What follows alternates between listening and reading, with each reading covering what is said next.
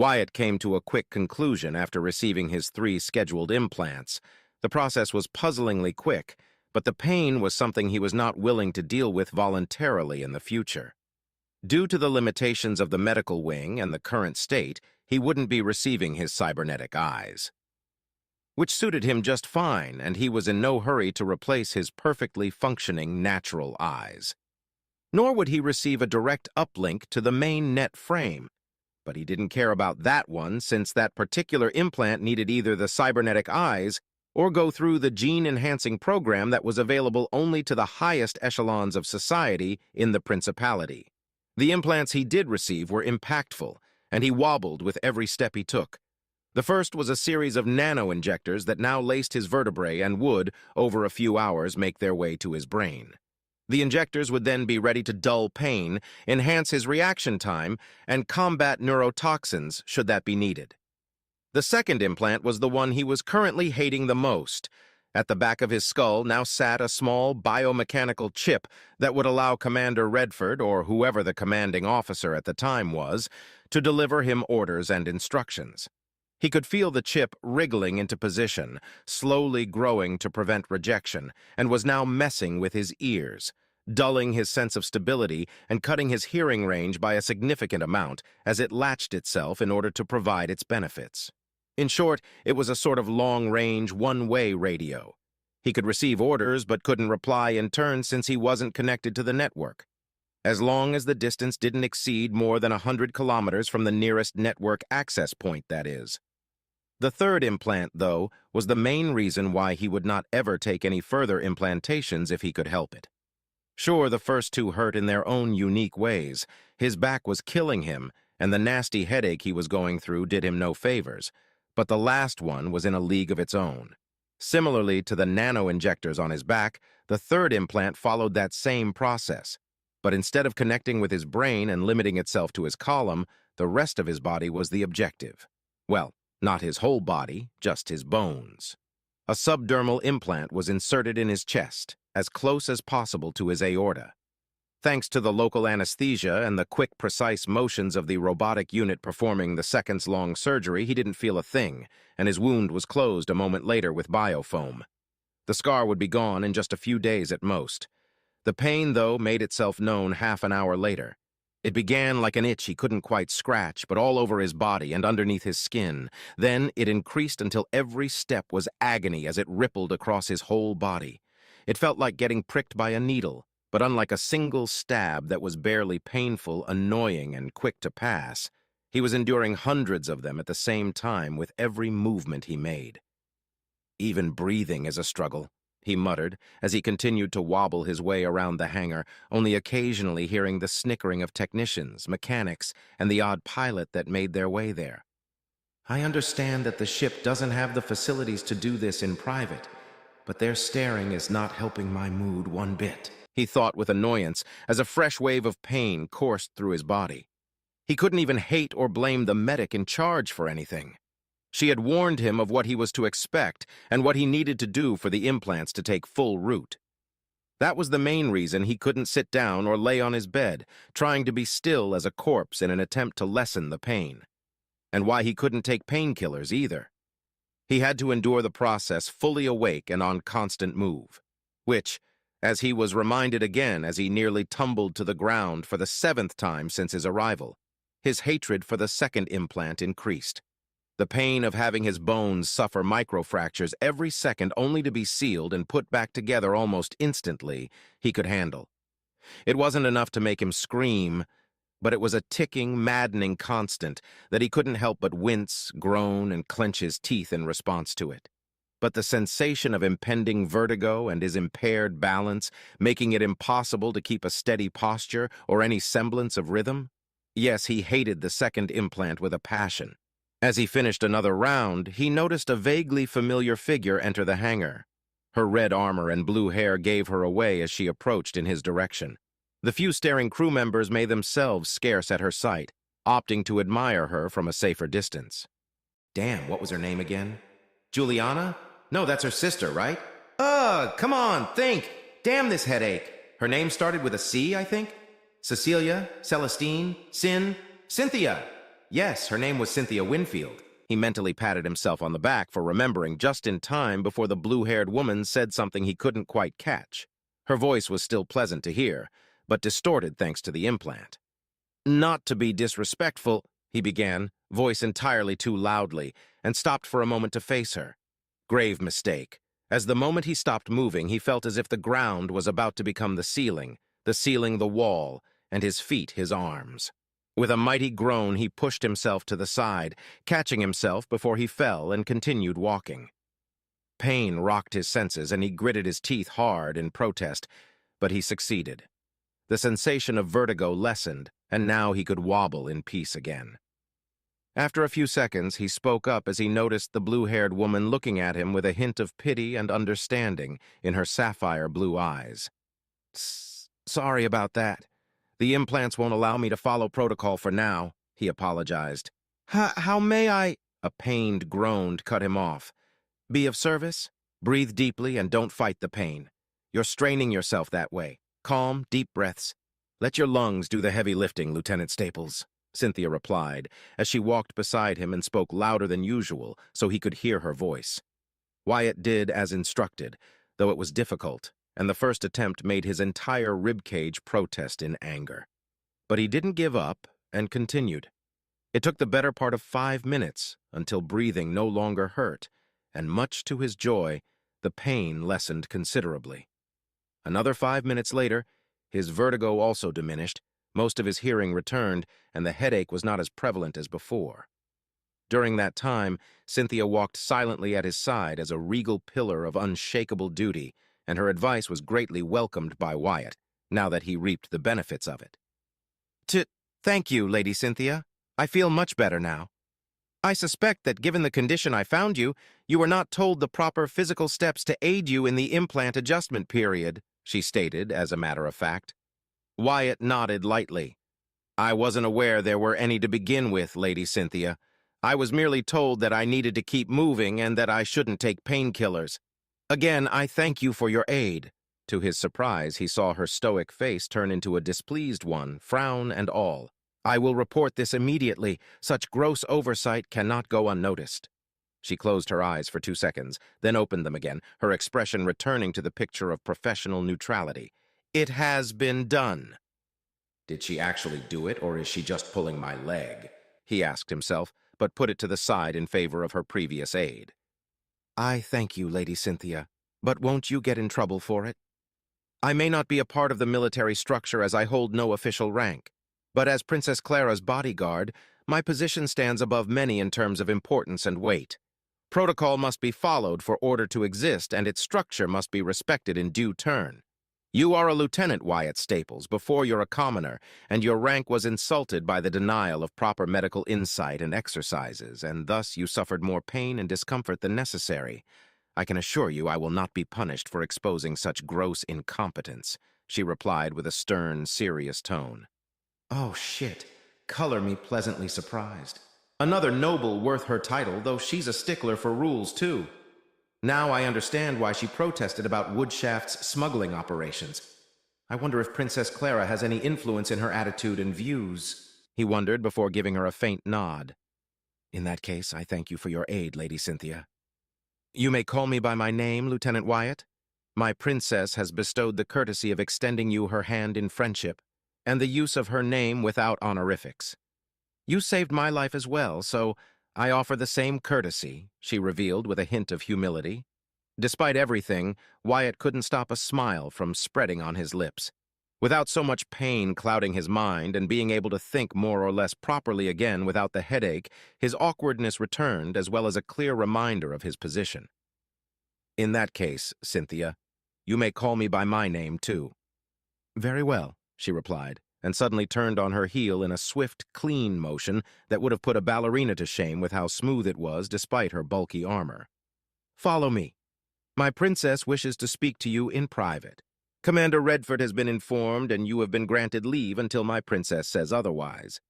I obey, he replied in the common answer expected to give to a noble issuing an order outside the military branches, and here I thought I would never speak to her again. I wonder what she wants from me. Wyatt followed Cynthia at an even pace, never stopping his controlled, steady breathing. The trip took no more than a few minutes until they made it to one of the commander's quarters, which served as the temporary room for the princess. Outside the door stood two black, meter-tall cylinders.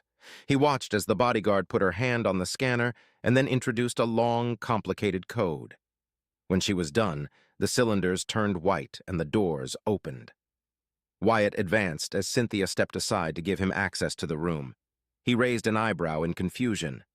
"Enter, Wyatt," Cynthia ordered. "You're not coming in?" he asked, just to make sure his assumptions were not mistaken.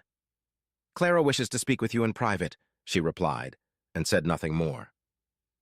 Wyatt nodded, and a ball of iron suddenly manifested itself in his stomach.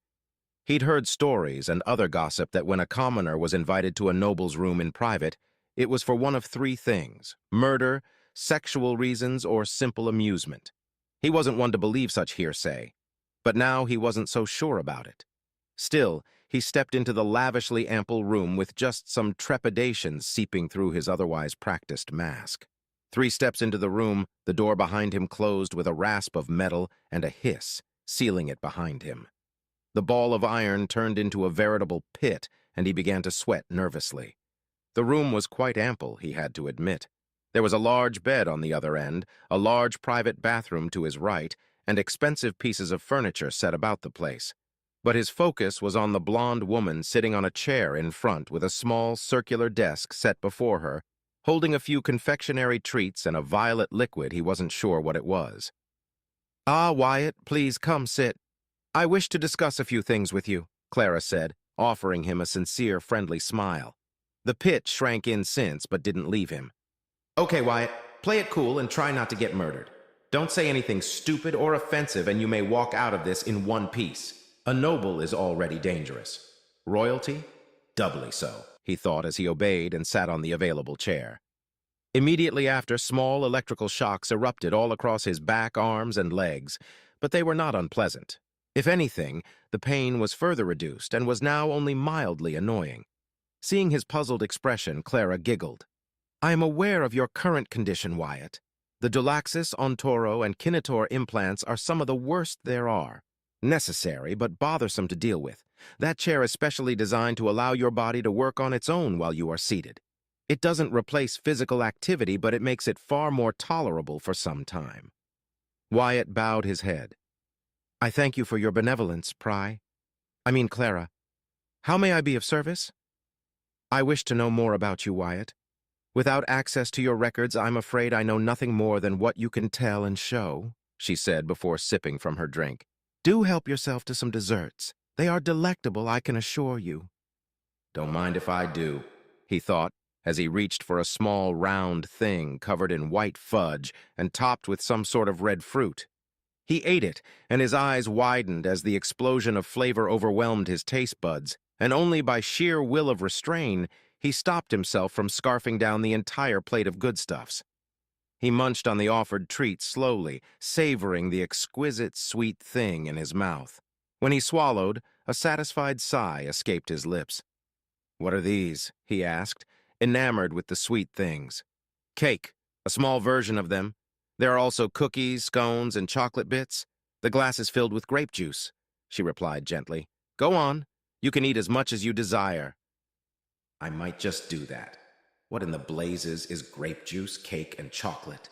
he asked himself before taking 2 of each treat with as much humility as he could muster. As much as he wanted to abuse the princess's goodwill in this particular subject, he knew better. "I'm an open book, Clara. What do you wish to know of me, though I assure you I am not remotely interesting in any way?" "I shall be the judge of that, Wyatt," Clara replied before eating a small piece of chocolate. "Tell me, where are you from?"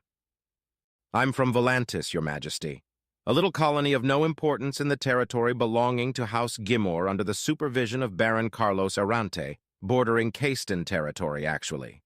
To be specific, I was born and raised in Volantis's capital city, Fire. My family is of little note. My father is an electrical engineer and my mother is a social worker. I have 2 younger brothers, one of whom followed our father's footsteps and the other became a Clixal hunter," he replied honestly. Clara tilted her head slightly. What is a Clixol? It is an avian-like creature, 3 meters tall, fierce, durable, and quick creatures, but stupid. They are a constant problem to the agricultural areas of the planet as they breed extremely fast and eat all sorts of livestock while destroying crops in the process, he replied, before eating a cookie and taking a sip of grape juice. Is this what royalty eats regularly? I wouldn't mind groveling at her feet if it means I get to eat these things every now and again. And the juice? It is the best drink I've ever tasted, he thought giddily, his nervousness all but eradicated and the pit in his stomach replaced by a longing for more of those tasty, sweet treats. It was as if he hadn't eaten at all in the mess hall. Clara sipped on her juice, nodding twice. I see. How old are you and how were you raised? I'm 21 years old, and I guess I was raised as best as my parents could afford, he said, unsure. We rarely went hungry, and only when the taxes were raised for short periods of time. I received the standard education available to all commoners, and once I was 14, I enlisted in the Royal Navy as a pilot. I spent the following years at the academy preparing to be a pilot, and I was good enough to achieve the rank of warrant officer. When I graduated, I was dispatched to the 3rd Fleet, 2nd Frontier Corps, and stationed on the lingering systems as a garbage hauler, he explained simply and politely before eating another cake. How was your time in the academy? Was it enjoyable? Were you mistreated? She asked, her friendly smile dropping slightly. Wyatt felt the instant shift in the atmosphere and straightened involuntarily. The purple eyes of the princess were fixed on him, and he suddenly felt like he was being studied. I do not know what to reply to that, Clara, he replied. What the hell? Why would she care about something like that? I thought she was going to ask about my records or anything besides that. What is she playing at? He thought, setting aside his treats for the time being. I enlisted because I had always wished to become a pilot and see the stars while serving the principality. My time at the academy was irrelevant to me. I mean, I wasn't treated like most other commoners, so I can't complain too much, I guess. I also can't say that I was mistreated. Sure, there were incidents that required a report, but they went unsolved, and I ignored anything after that, he replied. But inside, he spat with disdain at the memory of the many incidents that tarnished his otherwise exemplary record. Clara kept quiet for several seconds, sipping more of her juice and eating 2 cookies in the process. When she spoke again, she did so in an even, serious tone. Then I assume being ordered to bark like a dog in the middle of a mess hall is considered something to be ignored? For the first time in many years, Wyatt felt his measured and perfectly crafted mask of indifferent servitude falter slightly, and he answered with a frown. Compared to what other nobles usually do? Yes, he replied, and then relaxed. Princess Clara, I'm a commoner. It is the duty of every commoner to obey the orders of a noble, and can only reject them under orders of another of higher standing or from another house or lineage. If you were to order me to, say, drop on all fours and act as an animal for your entertainment, I will do so without hesitation. Clara nodded. Indeed, I could order you to do that, and more shameful things, Wyatt. Be safe to know that I shan't. Unlike those nobles that stand below the garbage you used to haul, I have learned respect towards others, she explained, and her friendly demeanor returned. Though I must say, while it was quite amusing to see you thoroughly humiliate them, I would have preferred it had been done through other means and not see you risk your dignity. Surprised by her words, Wyatt swallowed as he offered a small smile. One must do as one can, Clara. Clara rolled her eyes and waved a hand in dismissal. Please, Wyatt, I want to know the real you, not this proper and cordial veneer you portray. Speak your mind freely and without restriction. Think of me as nothing more than a friend, as I will do the same. None can hear us. This conversation shall not be known to anyone but us. I promise you, you will not be punished or held accountable for anything you say. If this is a test, then I can't see where it bends, he thought, smiling more. Who would have thought that a princess freaking royalty would be so approachable? The respect he had for Clara upon their meeting increased, and he allowed himself to relax once more, careful to retain his breathing rhythm. In that case, Clara, I shall be sincere. I was not afraid to risk my dignity because I have none. Or rather, I care not for it as well as I care not about pride or shame. If I can win by sacrificing something that is worthless to me, then I will happily do so. Clara nodded, sipping from her drink again. Unlike the fools who thought they humiliated you and proudly preened their feathers as if they had achieved something, you showed their incompetence and stupidity. Rest assured they will be punished for their conduct, but not directly. No surprises there, he thought as he drank more of his juice. Noble immunity and their capacity to bend the rules in their favor were nothing new to him. That being said, I am surprised that you have not expressed worry for the well-being of your family, said the princess. When His Majesty the Prince showed me the map, I managed to glimpse that House Guimore chose to remain neutral in this conflict. Guimores have a reputation for being opportunistic. I'm sure they will declare themselves for a side once a clear upper hand is held by one side, he replied calmly, not allowing the bit of worry in his heart to show. Clara tilted her head slightly and pushed a finger up against her chin. You don't seem terribly bothered about the coup, Wyatt. Wyatt chuckled darkly, his eyes drifting to the cup in his hand. What other choice do I have? The last great conflict in the Principality was more than 400 years ago. Another coup, unsuccessful but bloody. Trust me, Clara, I am terrified. I will do anything and everything the Prince orders me in order to prevent another civil war. But at the end of the day, I'm just a commoner with no power, say, or means to do anything by myself. Not that it matters if I was a noble or even royalty. We are in this conflict together, and the sooner Duke Draymore is put down, the better, he replied sincerely, but internally, he was fuming. Nobles die trying to keep their riches or increase their status and reach. If they can't win, they'll flee. But they always use the lives of the people they are supposed to be in charge of protecting for their own means, and don't care if we have to die in droves as long as it means they win something out of it. Clara's expression fell, and her smile was replaced by a sad one. That is a grim and unfortunate view on things, Wyatt? Wyatt shrugged. Maybe. But it is also true and the only view a commoner can have. At least I am in the Navy and can fight back. Most won't have a chance to do anything at all. It is sad that what you say is true, Wyatt. The Principality has changed since its founding and not always in the ways that mattered, it hurts me to say. Prince Julius Astor would be ashamed of what has become of it if he were to see it today, doubly so in the case of his progeny. Clara let out a mournful sigh. Thank you for humoring me, Wyatt. You may now leave, and please, take every treat with you. I have more so they won't be missed. Wyatt stood up slowly, bowed his head, and obeyed with gusto the order given to him, gathering all the sweet, sweet treats on his pocket handkerchief. I obey, he said, and a second later the doors opened. Cynthia stood by the entrance waiting for him to exit. They exchanged a curt salute and he left. A moment later, Cynthia entered the room and the doors closed again. Cynthia let out a tired sigh and her expression relaxed. Well? He is unlike what I expected, which is a good thing. He tries to portray himself as someone cordial and straightforward, but he is quite selective about what he says and how to express his thoughts. A cunning man, Clara replied, lips curling up into a smile. He is as valiant as I thought, though, and has a good heart. His loyalty, however, is questionable. Do you believe he may be a potential traitor, turncoat, or spy in disguise, Clara? Cynthia asked. Clara shook her head gently. He is no spy, nor do I believe he could be at any point. He's too honest. A turncoat or traitor? Unlikely. I also doubt he'll run away when a chance presents itself to him. His heart beams with the light of a true knight. His actions that culminated in our salvation are proof of it. I'll keep an eye on him, Cynthia replied. What about the trash? Redford has been informed. Those 3 idiots did it in front of everyone. He shall punish them accordingly, I am certain. Another sip of juice was soon followed by a pleased sigh escaping her lips. However, I am interested in what he can do as a pilot. Cynthia nodded.